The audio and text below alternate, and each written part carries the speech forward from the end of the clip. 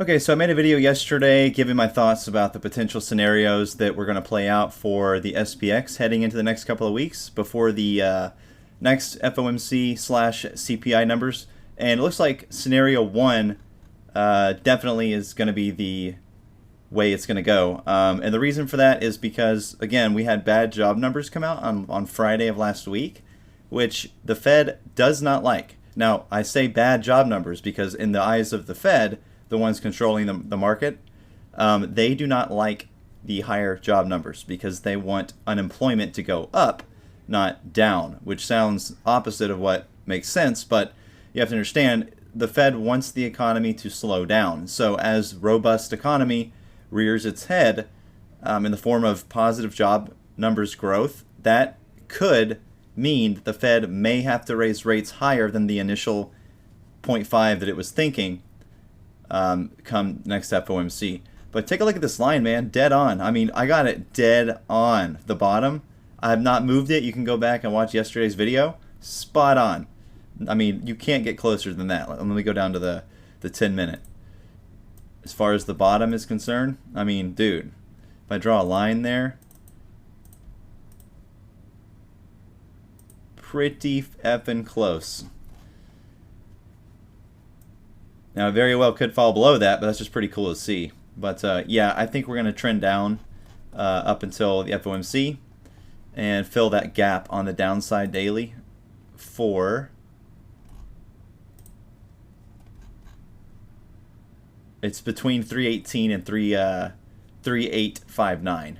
3818 and 3859 is the next gap. So we will have to wait and see.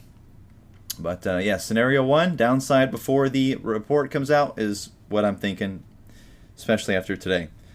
I am long on some puts for SPX as well, so those are paying out very nicely. They're expiring on the 12th. I think I'm going to hang on to them. If we do recover tomorrow, I don't expect it to be anything major.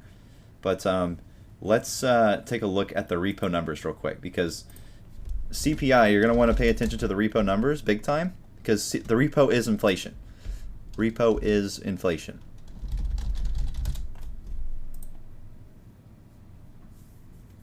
So these are the numbers for today. We have 2,093,647,000,000 in demand today. Now, the offering is correlated with the Fed funds rate, so that's 3.8. So whenever they're talking about raising interest rates, this is the number that you will see rise. So, for example, if he raises basis points by 50 next time, you're going to log in here to the New York Fed website after that occurs, at the next FOMC meeting, and this offering number here will be higher at 4.3.